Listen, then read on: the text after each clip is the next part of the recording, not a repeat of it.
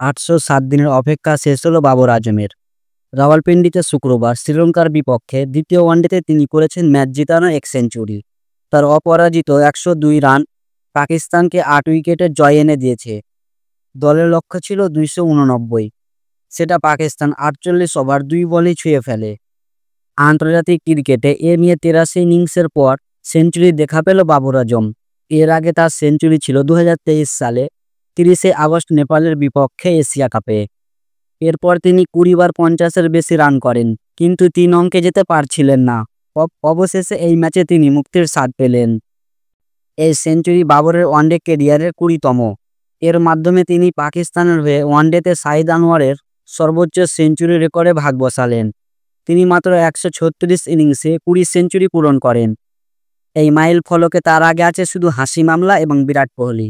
এটি ঘরের মাঠে বাবরের 8ম সেঞ্চুরি। এদিক থেকেও তিনি পাকিস্তানের সবার উপরে, যেখানে এর আগে মোহাম্মদ ইউসুফ করেছিলেন 7 সেঞ্চুরি। বাবর আজমের এই সেঞ্চুরিতে আপনার কি অনুভূতি অবশ্যই কমেন্ট করে জানাবেন। আর ভিডিওটি ভালো লাগলে লাইক করবেন, আর চ্যানেলে প্রথমবার হলে চ্যানেলটি সাবস্ক্রাইব করতে ভুলবেন না।